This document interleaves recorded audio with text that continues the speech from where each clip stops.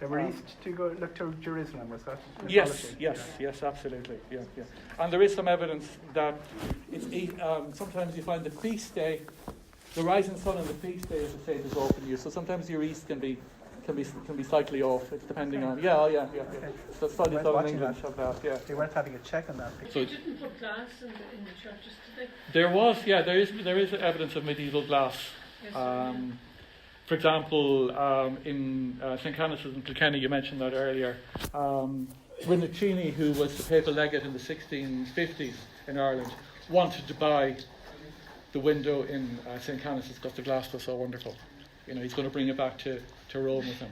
So there was stained glass in the medieval period. Not much, but it'd probably be more grisaille or plainer glass here. But I mean, you can see here, maybe when you have a look later, there are things called reveals. So in those stones there, these are the stones for the window. There's actually a recess, okay, and there's bars. So you had bars going across a recess. So because glass is expensive, you just had small. So you didn't have it wasn't like clay glass as you put in your house now. It would be that size, small squares of glass held in with either metal or mostly metal crossings.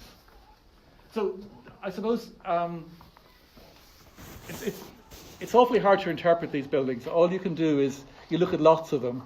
You know what I mean? I can't give you definitive answers on this particular one.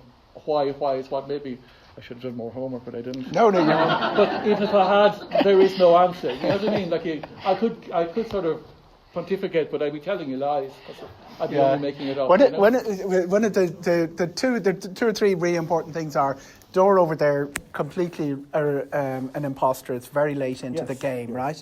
Yeah. This window is also late in the game. You said it's probably a repair. I think this is the one. This is the date that it is very late. If you what's late about it is you can there's a thing called cusping where you have an edge just there at the top of the opening.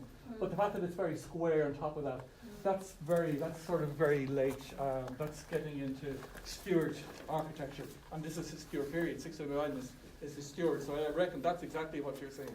And then of course you have the access to the roof is a complete imposter. It's late, very very late in the game as well. You think? Well, I don't know.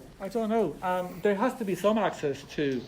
Internal access for the clergyman. To come down into the chancel. It's fallen away, obviously. So it would be 1600s rather than 1300s. Oh yeah. Would the original window have been the full recess? That's a good question. Is that built up? Well, that's pretty normal to have it that wide to reveal to give you light. But I would suspect it may have been lancets, pointed-headed windows of the 13th or 14th century date, and then it's replaced by that, which is pretty standard. You put in later windows as an update. It's sort of would they reduce the actual opening? Do you mean? No, I know exactly what you mean. Would that have been the original extent of it? No, I think you would still have this to give you extra light, and then you would have the altar or the communion table under the east window. So the clergyman is facing that's east, isn't it? Yeah, so you're facing east for saying mass. It is very dark, isn't it now?